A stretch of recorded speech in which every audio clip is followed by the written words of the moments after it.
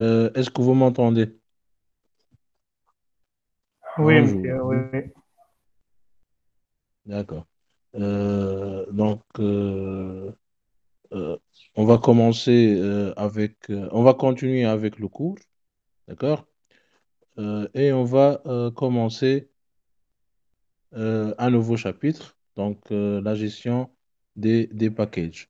Est-ce qu'il y a des questions avant que je commence le cours? Ou des remarques?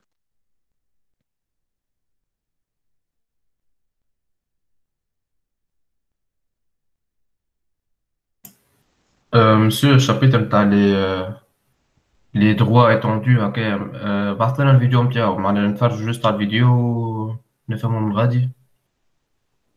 Le chapitre, les permissions étendues, on l'a fait la dernière séance.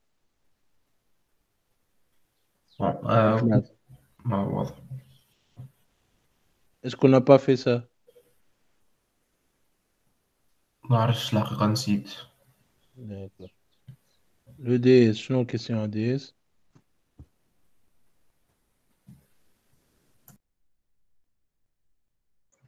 كيف باش يكون الدي اس مسيو؟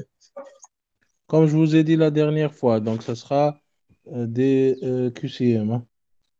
On est 1 heure et ça sera écrit sous forme de QCM. Monsieur QCM réponse unique ولا unique hein? On va vous indiquer sur la feuille d'examen, Wartam, hein. On ne Ben, peut pas vous répondre maintenant, hein. mhm. Oui, السمانة الجاية لا اللي بعدها مسيو دي اس الوقت. je ne peux pas répondre à cette question. Donc, on n'a pas envoyé un email officiel concernant la mise à jour de la semaine des DS. معناها وقتاش باش تصير, je sais pas.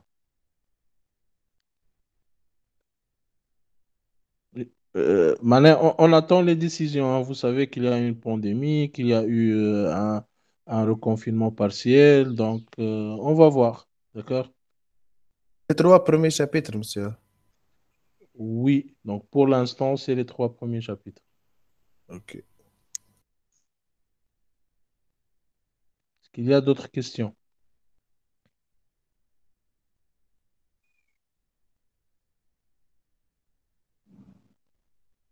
Non? B. Donc, on va commencer un nouveau chapitre.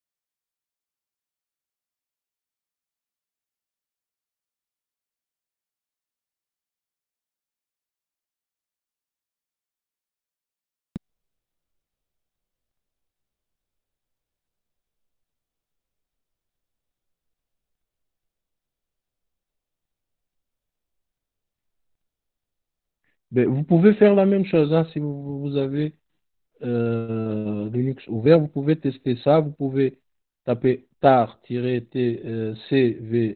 et mettez tilde pour archiver votre répertoire.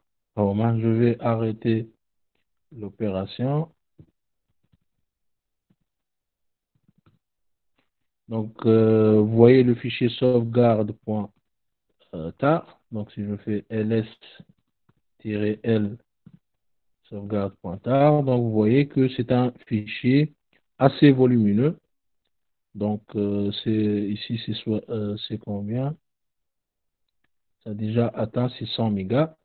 Donc, et qui contient une copie du répertoire Home sous un seul nom.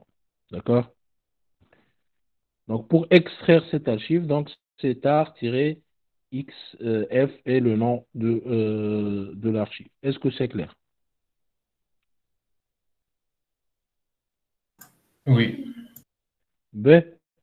Donc, comme vous voyez, lorsqu'on on crée une archive, on garde la même taille, hein. La taille de l'archive, c'est la somme des tailles de tous les fichiers qui sont dans cette archive. Et souvent, lorsqu'on va mettre quelque chose, voilà, envoyer quelque chose sur Internet, un fichier sur Internet, on veut réduire la taille pour augmenter la vitesse d'envoi ou réduire l'empreinte mémoire, la taille du fichier sur le disque. D'accord? Donc, pour faire ça, on utilise ce qu'on appelle la compression. Donc, la compression consiste à réduire la taille du fichier. D'accord? Donc, exemple d'algorithme. Donc, ici, on a 30 fois la lettre X. Donc, on peut remplacer ces lettres par 30 fois X. Donc, si un caractère est un octet, donc ici, on a gagné 26 octets. On a réduit la taille de la chaîne de caractères, voilà le fichier, de 26 octets. Donc ça, c'est un exemple d'algorithme très simple, mais il y a plusieurs algorithmes. Donc, à votre avis, quels sont les avantages et les inconvénients de la compression?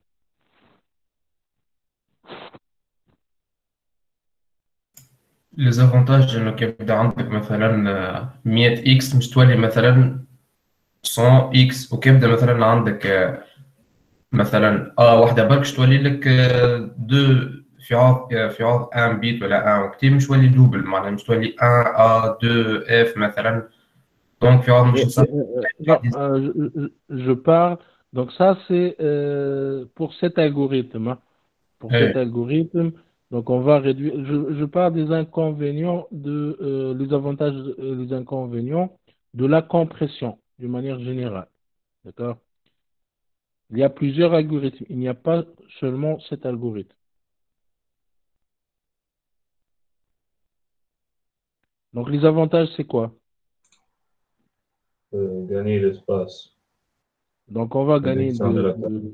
de l'espace sur le disque et la vitesse d'exécution des opérations de copie ou la suppression. Donc ça sera plus rapide. D'accord? Et les inconvénients. لازم نعمل اكستراكسيون في معظمهم باش تنجم تقراه ما تنجمش C'est تقراه ça. Donc on ne peut pas utiliser le fichier compressé directement. Il faut le décompresser avant de l'utiliser. Ça prend un peu de temps. D'accord? Ce temps, le temps nécessaire, donc le temps de calcul ou de traitement nécessaire pour la décompression, ça peut être parfois un inconvénient. D'accord? Ben, donc sous Linux, les outils utilisés sont gzip, pour les plus utilisés, c'est gzip et bzip2. Donc il y a un autre outil qui s'appelle Compress qui est très ancien. Donc, je vais me expliquer gzip et bzip2 qui sont les plus utilisés actuellement. Donc, pour utiliser gzip, donc il faut taper gzip espace le nom du fichier à compresser. Donc, je vais mettre gzip sauvegarde.tar. Donc, le fichier original, il est de taille 600 mégas et on va voir le fichier généré, il est de quelle taille. Donc gzip, c'est l'outil le plus utilisé actuellement. Et il y a un autre outil qui est bzip2, qui est très utilisé et qui a un taux de compression meilleur que gzip, hein. Ben, j'ai choisi un fichier de grande taille, donc ça va toujours prendre beaucoup de temps.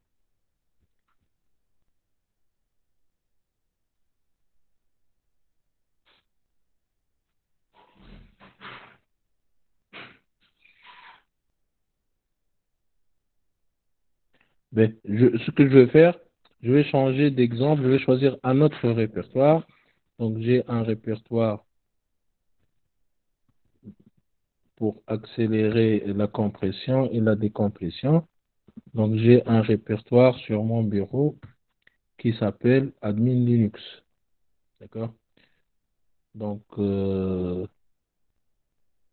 vais l'utiliser pour comme exemple. Ben, là, je vais le renommer.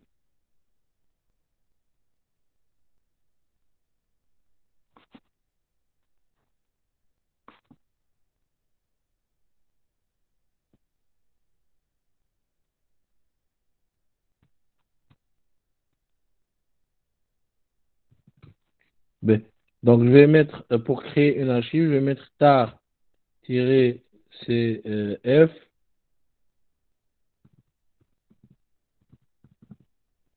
sauvegarde.tar et je vais mettre le répertoire admin Linux.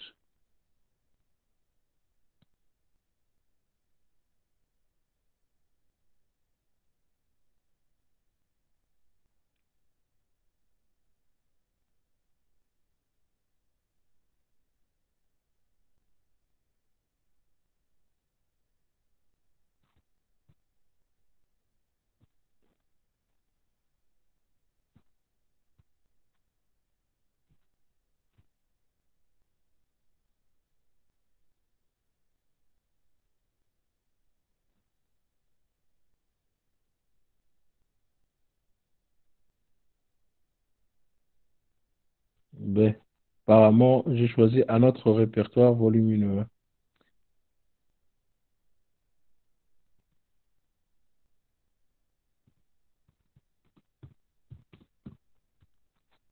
Oui. Mais à l'instant, je vais choisir un répertoire dans ma machine qui n'est pas volumineux. Donc, j'ai par exemple ici le répertoire Eclipse. Je vais essayer avec le répertoire Eclipse, hein. Donc,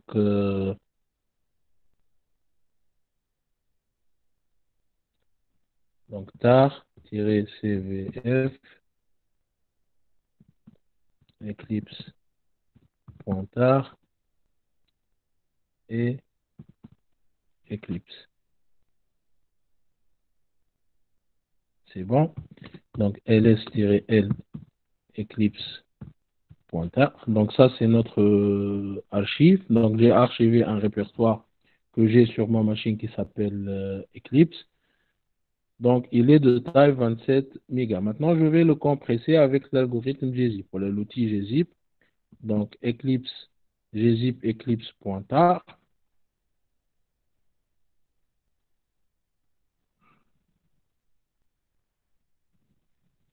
Donc, et on va voir le fichier généré, hein. Donc, ça sera ls-l eclipse.tar.gz. Donc, la taille du fichier généré, c'est 17 mégas. Maintenant, on a gagné 10 mégas en termes de taille. Est-ce que c'est clair? Oui. Donc, pour le décompresser maintenant, on va utiliser la commande g1zip. Donc, g1zip eclipse.tar.gz pour retrouver le fichier original, hein. D'accord? Donc, gzip pour compresser ou g1zip pour décompresser. Donc, maintenant, pour le deuxième algorithme, c'est bzip2. Donc, bzip2, je vais mettre le même fichier. Donc, eclipse.tar.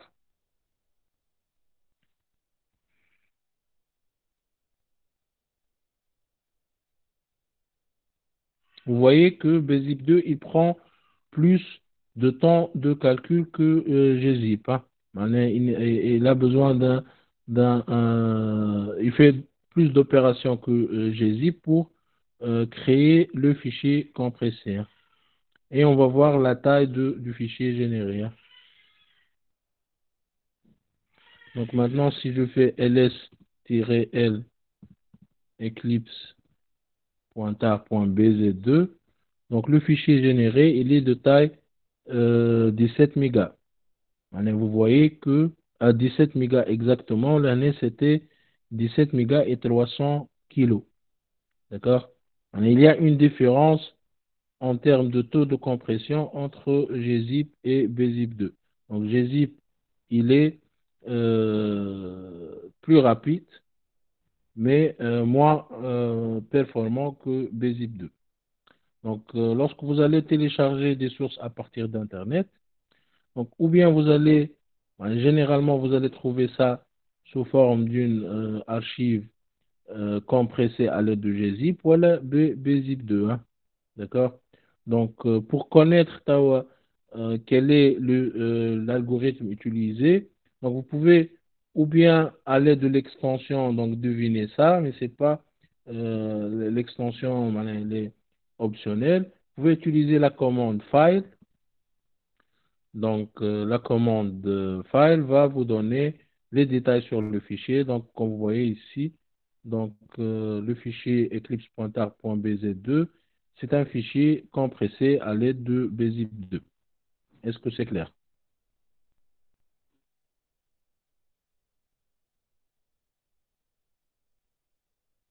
C'est clair? Ouais. Ben, on peut même comparer le temps d'exécution des deux algorithmes. Donc, je vais décompresser le fichier, donc b1zip2 eclipse.tar.bz2. Et si vous voulez comparer exactement le temps de calcul pour les deux algorithmes, vous pouvez utiliser la commande time. Donc, vous mettez time, puis gzip, donc time, gzip, puis le nom du fichier, donc eclipse.tar, et ça va vous afficher le temps nécessaire pour faire la compression. Donc, c'est 6 secondes. Donc, je vais le décompresser. Et on va faire la même chose avec bzip2. Donc, time, bzip2 et eclipse.tar.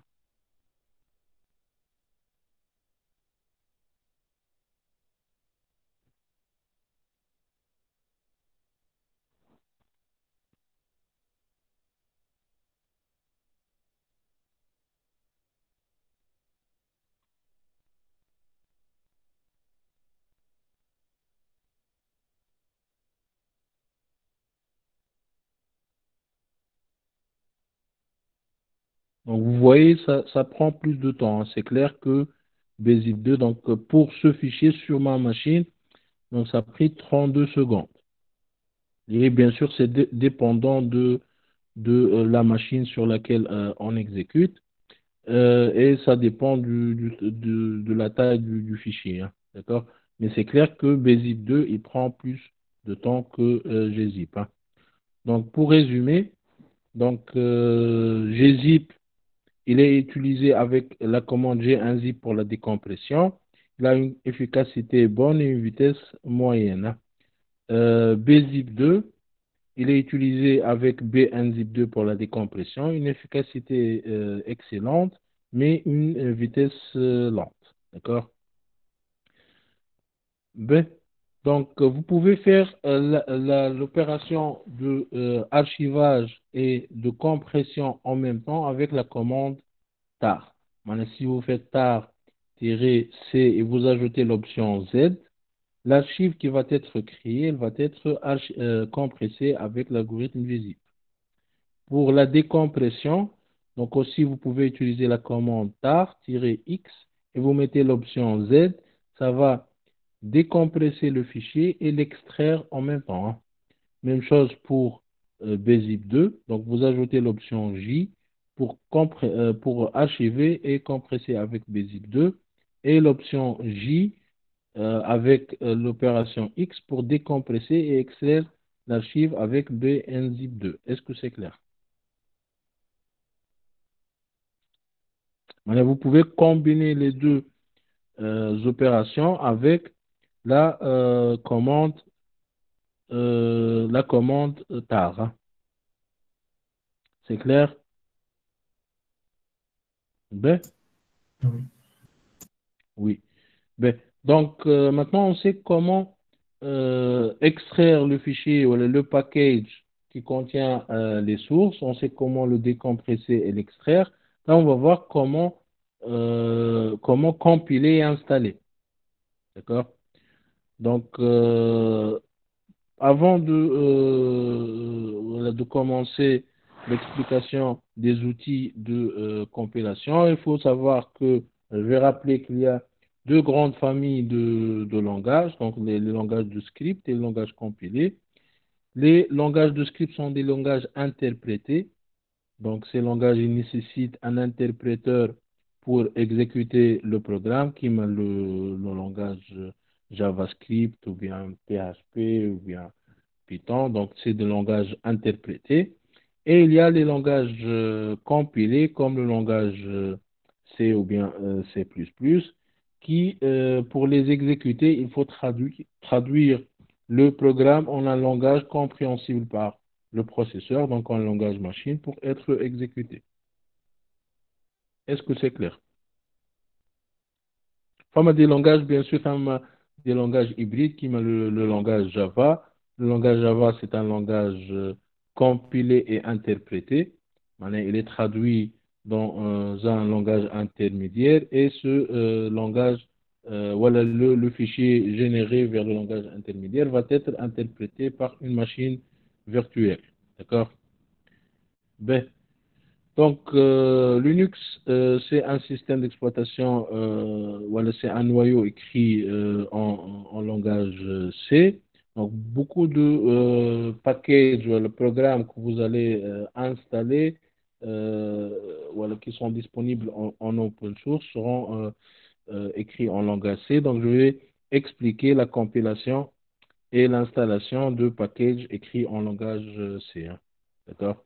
Donc, le compilateur utilisé sous Linux, c'est GCC pour les programmes écrits en C et G++ pour les programmes écrits en C++, hein. Donc, les développeurs n'écrivent pas la totalité des programmes, ils utilisent ce qu'on appelle des bibliothèques. Donc, une bibliothèque, c'est un ensemble de fonctions déjà compilées qu'on peut utiliser dans notre programme. Donc, pour générer un exécutable, il y a deux étapes. Il y a l'étape de compilation et l'étape d'édition de liens. Donc, l'édition de liens, c'est le fait d'appeler les fonctions qui ont été utilisées dans le programme. Il y a deux types de liens. Il y a les liens statiques et les liens dynamiques. Est-ce que vous connaissez la différence entre édition de liens statiques et dynamiques?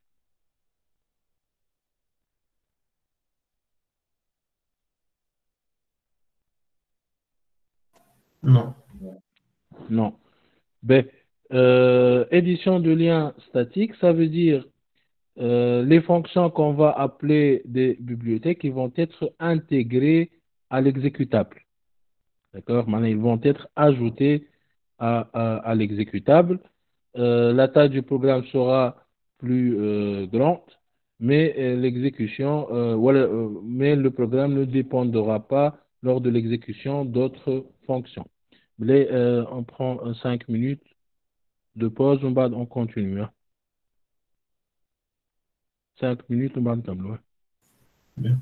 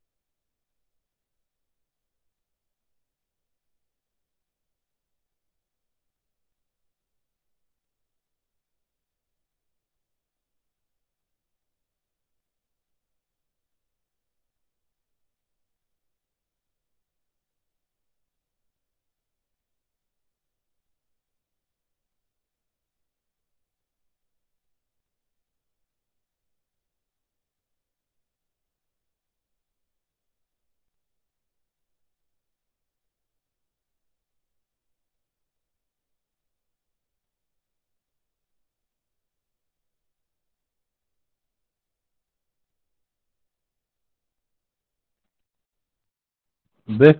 Donc, je vais continuer. Est-ce que vous m'entendez? Oui, monsieur. Oui. Oui. Donc, comme j'ai dit, donc, une bibliothèque, voilà, l'édition de liens statiques, c'est le fait d'ajouter des fonctions compilées à l'exécutable. Comme ça, l'exécutable ne va pas dépendre de fonctions de fonctions externes lors de l'exécution. Et pour l'édition de liens dynamiques, les fonctions, voilà, les fichiers compilés des fonctions ne vont pas être ajoutés à l'exécutable, mais lors de l'exécution, ils vont être chargés dans la mémoire RAM et ils vont être partagés entre plusieurs programmes. D'accord? Donc, les bibliothèques statiques se terminent par A pour dire archive et les bibliothèques dynamiques, ça se termine par SO pour dire shared object, donc fichier partagé. Est-ce que c'est clair?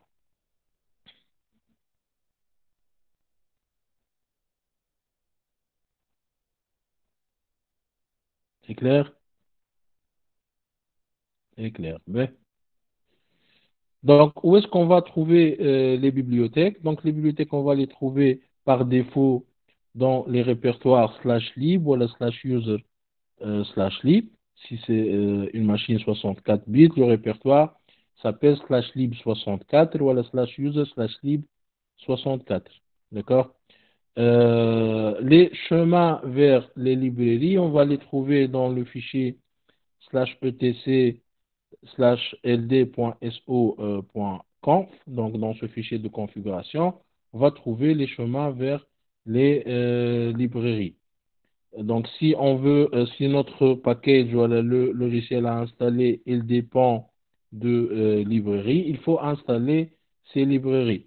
Donc, ou bien on va mettre ces librairies dans le répertoire /lib ou le /lib. Ouais, et là, on va ajouter le chemin vers la librairie dans ld.so.conf. Donc, une fois on ajoute le chemin dans ce fichier de configuration, il faut exécuter la commande ldconfig pour générer, voilà, pour mettre à jour le cache qui s'appelle ld.so.cache et qui contient les références vers les librairies dynamiques. Donc, vous pouvez connaître les dépendances d'un programme en termes de librairie dynamique avec la commande LDD. Donc, je vais vous montrer un exemple. Je vais prendre l'exemple de la commande, par exemple, passwd. Donc, je vais chercher son exécutable. Where is-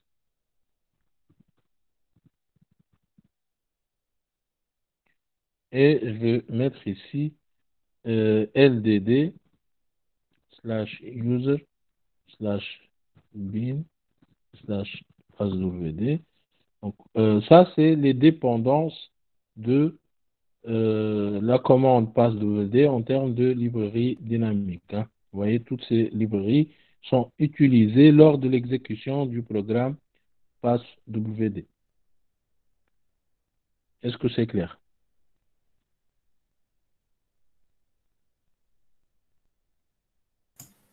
Sur ال LDD شنو تعمل بالضبط ما فهمتش.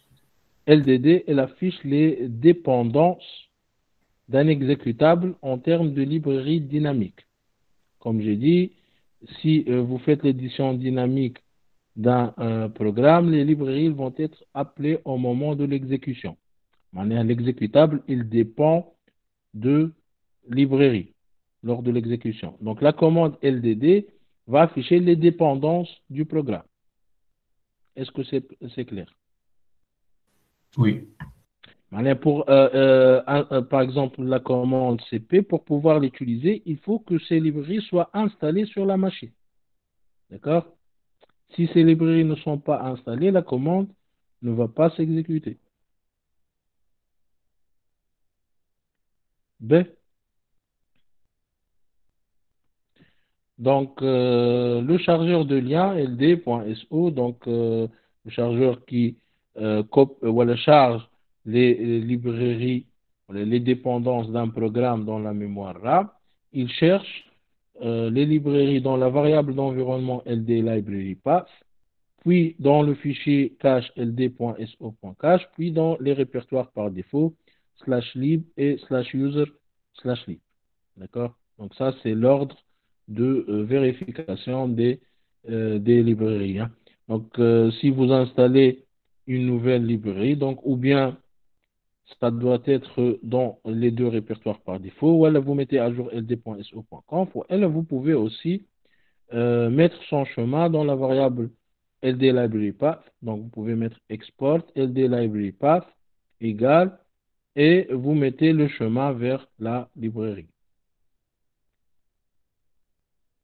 Ben, donc, une fois qu'on connaît les dépendances du programme, donc, on va compiler et installer le programme. Donc, pour compiler le package, bien sûr, il faut utiliser un compilateur, mais on ne va pas compiler fichier par fichier. Donc, un package il peut contenir une centaine de fichiers, voire un millier de fichiers. Donc, pour le compiler, il faut utiliser un outil qui permet d'automatiser la compilation. Et cet outil, je suppose que vous le connaissez, c'est l'outil le plus utilisé sous Linux, c'est l'outil Make. Est-ce que vous connaissez cet outil?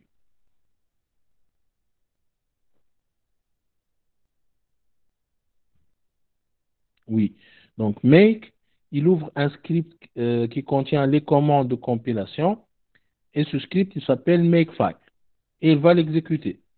Au lieu de compiler fichier par fichier, on va mettre toutes les commandes de compilation dans un script qui s'appelle Makefile et on va appeler l'outil Make qui va exécuter ce script. D'accord?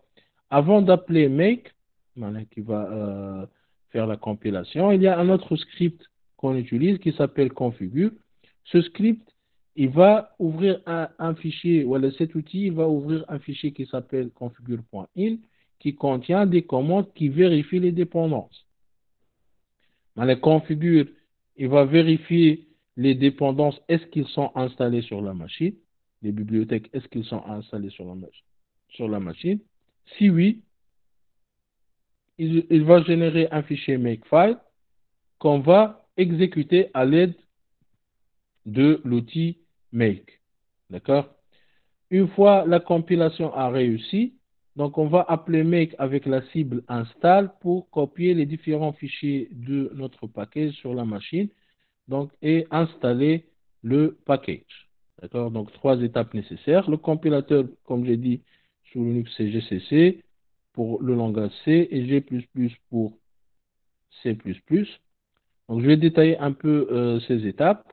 Donc, voilà, configure, ça va vérifier les dépendances, comme j'ai dit, et ça va générer un makefile. Donc, avec la commande configure, on peut passer des options. Donc, vous pouvez voir les options pour le script à l'aide de -help. Configure-help. Et vous allez voir les options qu'on peut ajouter à ce script. Donc, make, c'est la deuxième commande qu'il faut taper. Donc, cette commande, elle va exécuter les commandes de compilation qui sont dans le script Makefile.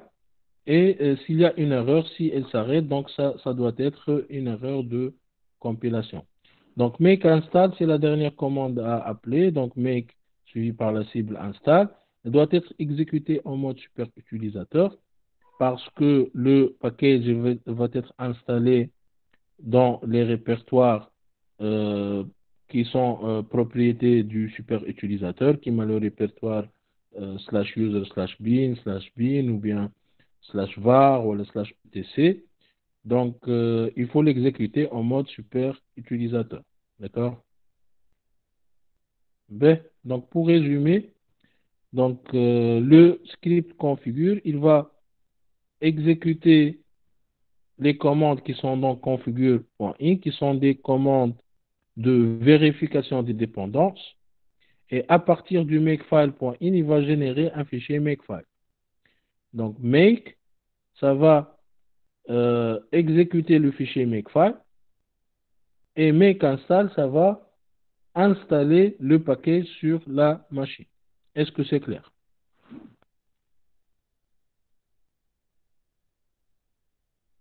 Oui. B. Donc ça, c'est un exemple de Makefile. Donc, qu'est-ce qu'on met des Makefile? On met des commandes donc, sous cette forme. Donc, cible de point dépendance, puis commande. D'accord? Donc, par exemple, l'année, prog prog.o, gcc-o, prog.o. L'année, on veut faire l'édition de liens à partir du fichier prog.o pour générer un exécutable qui s'appelle prog. Donc, si on tape make, ces commandes vont être exécutées, donc comme vous voyez ici, pour générer un exécutable. Donc, bien sûr, l'année, dans ce cours, nous ne sommes pas des développeurs, nous n'allons pas écrire ces scripts, mais il faut savoir les utiliser. D'accord? Un administrateur système ne va pas modifier le code ni les scripts de compilation, il va juste les exécuter. Ah, mais il doit connaître quels sont les fichiers à exécuter. Hein. Donc, ça, c'est l'exemple d'un logiciel open source. Qu'est-ce qu'il contient comme fichier? Donc, vous voyez ici l'outil configure. Donc, vous voyez aussi un répertoire SRC. Donc, c'est généralement le répertoire qui contient les fichiers sources.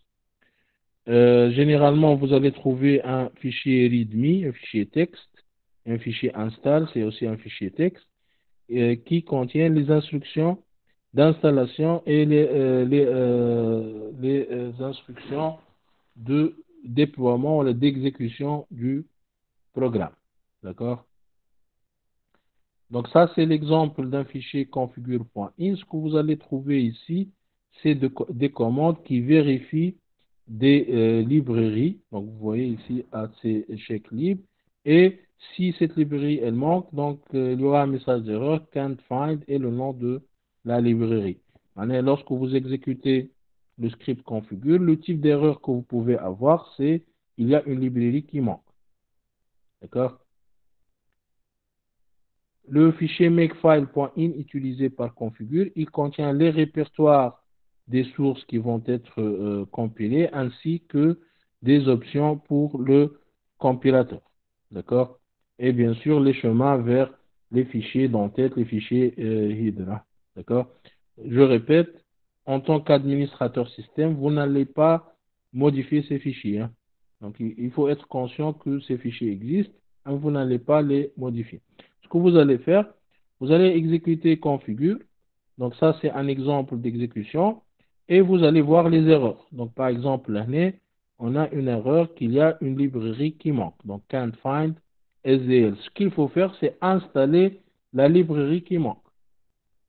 Ça, c'est une tâche de l'administrateur système. Donc, vous ne pouvez pas taper make si il n'y a pas un makefile. Et il n'y a pas un makefile si le script configure a généré des erreurs.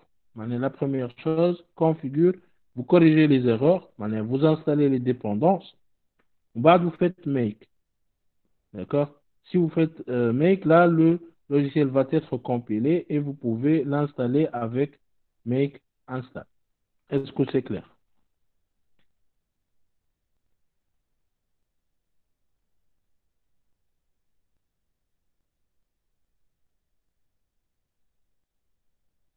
Ben, donc, pour résumer les étapes qu'on doit faire, donc il faut télécharger les sources, donc sous forme d'une archive compressée. Et après, vous allez extraire et décompresser et extraire cette archive. Une fois vous avez fait l'extraction de l'archive, vous allez exécuter le script configure. S'il y a des dépendances, vous allez les installer. En bas, vous allez faire make et make install pour installer. Est-ce que c'est clair?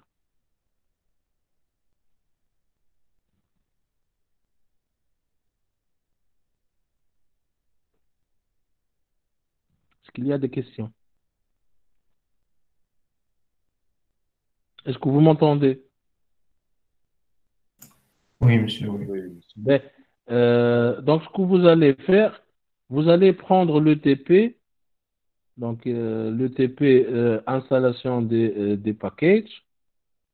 Et vous allez installer un package à partir des sources. Vous allez euh, manipuler les commandes que nous avons vues ensemble, hein.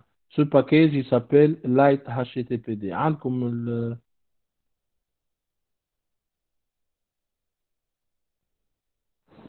le TP, hein.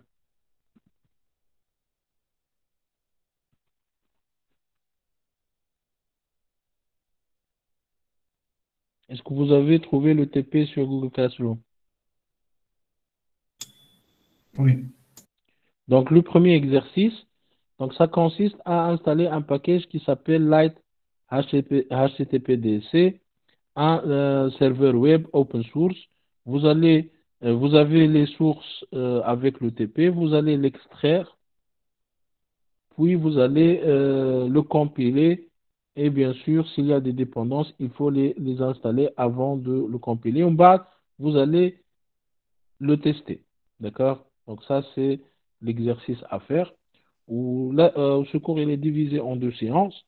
La séance prochaine, ce qu'on va faire, c'est comment installer à partir d'outils d'installation en ligne, comme Yum et APT, et comment installer à partir des packages binaires qui sont déjà sur la machine avec l'outil DPKG et RPM, hein. D'accord? Et après, on va continuer le reste du TP.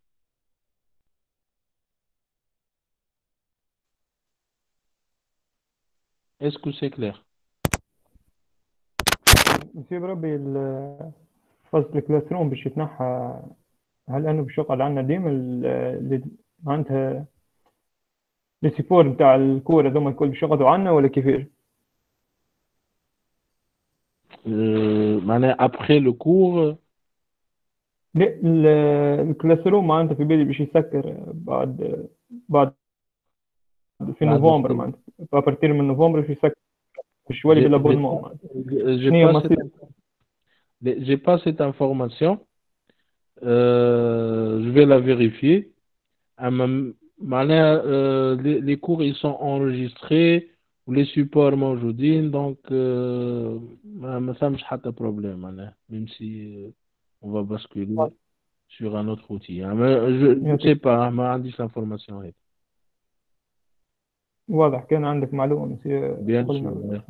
S'il y a une information Merci. pareille, tout le monde va être informé par l'administration. Alors, à mon avis, ça concerne tout le monde, hein. Ben, donc, essayez de faire le TP ou la séance prochaine, on va corriger le TP et commencer la partie suivante de ce chapitre, hein. D'accord?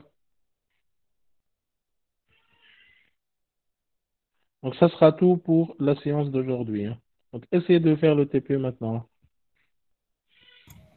Wow. Ok, donc bonne journée.